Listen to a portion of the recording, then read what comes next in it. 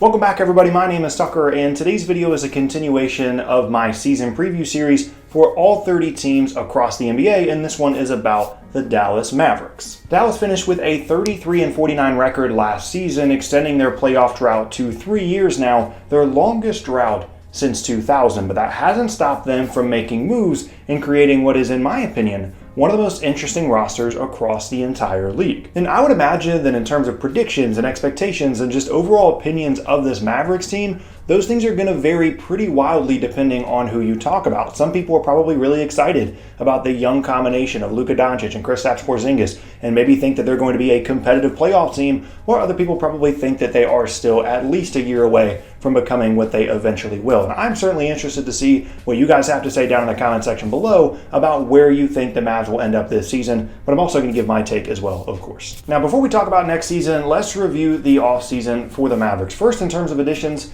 is Delon Wright, a player that they traded for from the Memphis Grizzlies as a point guard, someone that they definitely needed because their point guard depth at the time, and honestly even now, isn't great. But Wright should be a really good two-way player for them, someone that can defend, play both the 1 and 2, which is important considering Doncic's role on this team, which I'll get to later, and should also be a good shooter. And again, this was a move that they needed to make at the time because they struck out at the point guard position in free agency. It was definitely a need that they needed to fill, and I was honestly pretty surprised that they were able to get him so easily for just 2 second-round picks. So good move here for me. Next up in terms of additions is another guard, and this one is Seth Curry. And honestly, at the time that he signed, I thought that the deal that he was signed to was a little bit too rich, 4 years and $32 million. But once I looked at it, honestly, $8 million a year isn't too bad for a complimentary option, assuming that Curry is both usable in a playoff series and is one of the best shooters in the league. Or I guess shooting specialist, I should say. But obviously, defensively, he's not going to be a big help unless he makes a big jump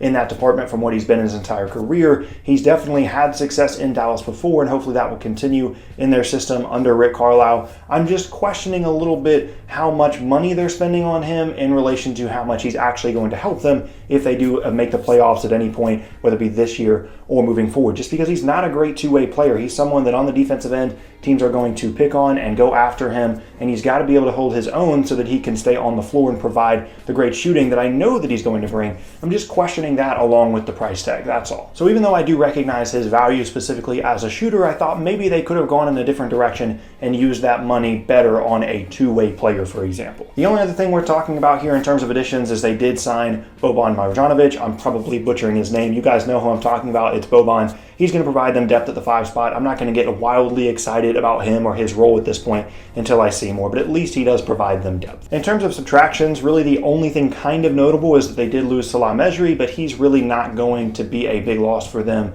He took up some minutes at the 5 spot. Beau Bynes should be able to take up those, so really not even worth mentioning, but I'm going to put it here anyway because someone would have mentioned it in the comment section if I didn't. And so overall, in terms of their offseason, they didn't really lose anything. They brought in some solid contributors, so it's a good offseason, especially considering that they did strike out on some of the bigger names in free agency like Kemba Walker and Chris Middleton that they were definitely rumored to be in on and hope to get, specifically Walker to fill that point guard void that I talked about, but they did well to still get some good complementary players. This just now puts even more pressure on the 2 young guys that I'm going to talk about, I promise. So moving on now, let's talk about their depth chart for this upcoming season. And really there's a lot of different ways that they could go here. I don't just want to pencil in a starting 5 for this team because there's a lot of versatility here. But let's just say, for example, they go with something like Delon Wright, Hardaway, Luka, Porzingis, and then whoever they want to put alongside him at the 5 spot, they can go in that direction. They could even put Porzingis at the 5 spot and Luka anywhere from 1 to 3, and then just surround him with complementary shooters and things like that, like FinneySmith and Tim Hardaway Jr.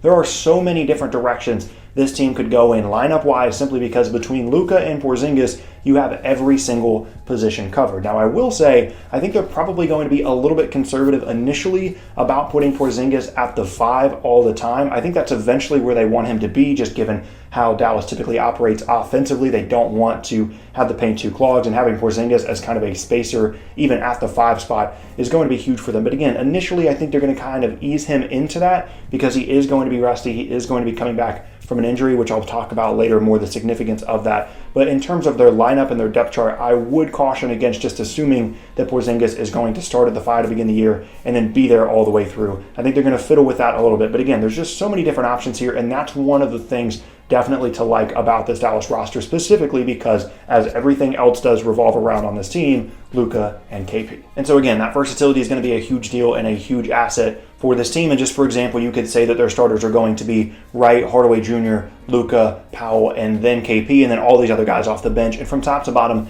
they do have good depth at each position. I'm a little bit concerned about the inexperience at the point guard spot, as I talked about them bringing in Wright. Jalen Brunson is there, JJ Barea is still there. But again, we'll talk about some of that stuff later. Now, in terms of lineup constructions and just the roster as a whole, things that I like certainly are that most everybody that's going to play is going to be at least an average shooter. There are some exceptions to that, like obviously Beau Bynes and Powell, and to an extent, Dorian Finney-Smith. But at least they do have most of their players, including some guys in the front court, being able to shoot and surround KP and Luka with really good shooters, because that ball screen combination is going to be so tough to deal with. You want to make sure that you're spacing the floor correctly. Those are definitely good things. In terms of negatives, I do think that two-way players are going to be an issue, which is why I talked about so extensively them potentially getting someone instead of Seth Curry to kind of play that two-way role. When you look up and down their roster, there's really not that many players that are going to be positive contributors on both ends of the floor outside of Luka and KP. Someone like Delon Wright, which I'm glad they brought him in because he fills that role in the backcourt,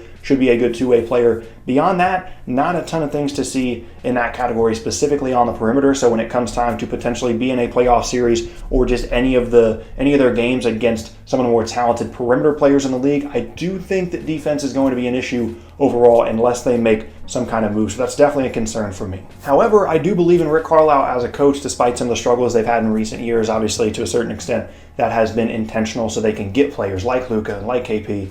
So I am interested to see how Carlisle kind of finagles this and tries to turn them into an above-average defense. But as of now, again, that's still a concern, even though I believe in what he can do on both ends of the floor in terms of coaching his team. Now, in terms of other big points to make here, obviously, Kristaps Porzingis has to be discussed. He's a guy that they got in a pretty shocking midseason trade last year, has yet to play with the Mavs in terms of an actual NBA game, is recovering from an injury, but should be ready to go at the beginning of the season. And if he is healthy and returns to the all-star form that he showed before getting injured, immediately Luka and KP is one of the best, if not the best, young duos across the NBA, and not just from a talent perspective, although they do have plenty of that, but also in terms of how well they fit together. Luka is an incredible playmaker, someone that's going to do a ton of work for them either in isolations or in ball screens, and if Porzingis is the one setting that screen, you can do pretty much anything with him. Pick and pop, pick and roll, you can short roll, he can catch it in the middle of the floor and make a play, you can feed him in the post. There are just so many combinations of things you can do with these players because they both can score, they both can play make to an extent. Obviously, Porzingis has some room to grow there, and they both can shoot, which is so critical. And then on the defensive end, Luka is at least big. He needs to work on getting quicker and getting in better shape to be a better defender, but Porzingis is one of the better rim protectors in the league. Obviously still needs to bulk up, but just the sheer size of those two players at their respective positions, all those things are going to be so great. The problem is, I'm not 100% convinced that Porzingis is going to just come back and immediately become the same kind of player that he was when he was an all-star with the Knicks. This is a guy that hasn't played in a very long time, is coming off of a knee injury. Lower leg issues, lower body issues are always a concern for big men in terms of how they come back from them. So it's not a guarantee, even though obviously if he does come back and is an all-star caliber form at least, they're going to be pretty good. Moving on now to a player to watch, and the first one for me is going to be Jalen Brunson. Now, I spoke briefly a couple of times about the point guard situation in Dallas, them trading for Delon Wright, then bringing back JJ Barea, but I think Jalen Brunson has the chance as a younger player to really solidify himself as the starting point guard of the Mavs, and then moving forward potentially get himself a nice second contract in the league. He's a bit more of a traditional point guard in the sense that he's going to be more of a playmaker than Wright. He's not really going to be able to play the 1 and the 2 as effectively, specifically on the defensive end, because he just doesn't bring the same kind of size and length, but he's someone that should be a good shooter so he can play on or off the ball, specifically with Luka, which is really critical. One of the reasons that Dennis Smith Jr. got moved out of town was his inability supposedly to play off of the ball. So I think this is a big season for Jalen Brunson. He's someone to keep an eye on. Again, if he really improves, if he makes a leap, if he is clearly the point guard of this team, that could be huge for them, obviously, because that kind of solidifies that role on their team or potentially makes him a good trade asset in the future if a better point guard becomes available. And then for him, again, just solidifying his place in the league a little bit more. He's definitely someone to watch. It's not a guarantee that he's going to break out and be this really good point guard for the Mavs, but again, just keep an eye on him. Moving on now to another player to watch, and I mentioned him briefly earlier, and that's Dorian Finney-Smith. This is a wing player that the Mavs have tried to develop over the last 3 seasons, played in all 82 games last year. I wouldn't be surprised if you have no idea who I'm talking about, but I think he's actually going to be pretty critical to the Mavericks season, especially if they actually want to compete for a playoff spot. He provides this team a lot of things, versatility in terms of different positions that he can play on the wing between 2 through 4, as a really good defender, plays extremely hard. The issue is he's just not a consistent average three-point shooter in the league, either in terms of volume or in terms of percentage, and that makes it difficult to keep him on the floor consistently. Now, last year, he certainly got plenty of minutes, but on a team that's potentially pushing for the playoffs, he's going to need to earn those a little bit more. The best way for him to do that is just to become an average three-point shooter, and that's really critical for the Mavs because he's the kind of player that they're really lacking up and down the roster in terms of two-way contributors and good defenders with size. So if he can become a good shooter, that would be huge for the rotation. He could even potentially be a starter in some lineups depending on the team, and he could be a guy that they lean on to defend some of the better perimeter players across the league. So again, someone to keep an eye on. Might not end up being anything this year, but could be really important for Dallas depending on how far they get into the season and the postseason. Which brings us now to the expectations for this team. And again, as I said in the beginning, I think this is going to vary wildly depending on who you're talking to.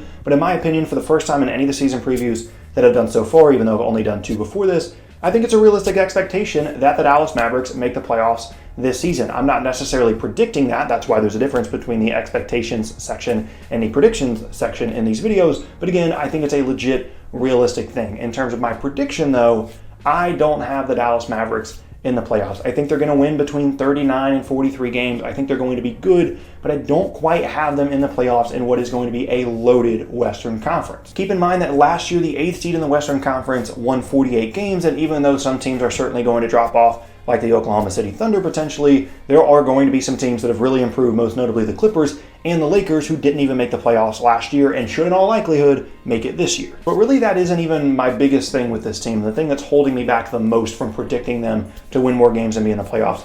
The biggest thing for me is just we haven't seen this team yet. Like, we haven't seen them with Kristaps Porzingis. We don't know how he's going to recover from the injury. You have to assume there's going to be a good amount of rust for a guy that has missed as many games as he has and hasn't played in an actual NBA game in so long. And if they were in the Eastern Conference, yeah, like they could certainly overcome that hump. And if in the beginning of the season they don't get off to a great start, that's something that they could overcome in the Eastern Conference. You can't do that in the West. They can't get off to like a 5-11 start or a 5-15 start because Porzingis is struggling to kind of assimilate into the team. Him and Luka aren't 100% on the same page. They don't always play him at the 5 spot, which is where he'd be most effective because they're kind of easing him back from the injuries, all of the rust, all of that stuff. You can't afford that in the Western Conference, and I just don't really think that that's going to be something that they're going to be able to overcome, and I am anticipating those kinds of things being an issue initially for Kristaps Porzingis. I think eventually he's going to be probably, again, an all-star caliber player, but that's not going to happen in the beginning of the season, in my opinion, or at least it's a concern of mine that it won't happen in the beginning of the season. Now, whether you think that's true or not, or if you think that's an actual concern, I don't know, but I do think that we can all agree that in order for this team to make the playoffs, they need both Luka and Porzingis to be playing at all-star levels. That's just how this roster is constructed, and I'm just not 100% convinced that that's going to happen until about 20 to 25 games into the season, and at that point, I don't know if that is going to be something that they're going to be able to overcome if they do struggle through those first 20 games. Now, having said that, I do recognize the possibility that Porzingis is ready to go from the start and plays extremely well, as well as the fact that the Mavericks are going to be very motivated to make the playoffs simply because it's a team that is not used to missing the playoffs, and they're probably going to try and make some kind of deadline move if they feel like they're close to further improve their chances. And I'm fully understanding of all that. But again, I just have big concerns about the health of Kristaps Porzingis initially, how all that comes together, and again, just how loaded the Western Conference is. Like, yes, the Clippers are going to fall out of the playoffs. The Thunder are going to fall out of the playoffs, but the Lakers are going to take their spot most likely. So you kind of have to figure out where the Mavericks are going to slide in there. Maybe the Spurs, I don't know, but it's just really tough to find where they're going to go into the playoffs if you're taking somebody else out. Just because they didn't make it last year. There's other really good teams like the Kings. I'm just not 100% there right now in the Mavs. Now, having said that, I'm really excited to watch them play. I really want to see Luka and KP together. I want to see how all that stuff fits in. I'm really excited to see them play. I think they're going to be one of the better league pass teams across the league to just be a fun watch from night to night. But I'm not 100% convinced it's all going to come together. And I understand if you disagree with that, but that is just where I'm at with the Dallas Mavericks right now. And that is going to be the end of what is probably going to be a pretty lengthy season preview for the Dallas Mavericks. Obviously, I don't know how long the video is right now, but based on how long I've been recording, seems like it probably took a while. But like I said, that is going to be the end of today's video. I thank you all very much for watching. Once again, my name is Tucker. If you missed any of my previous videos, then be sure to check out the boxes on screen. Thanks again, and I'll see you all next time.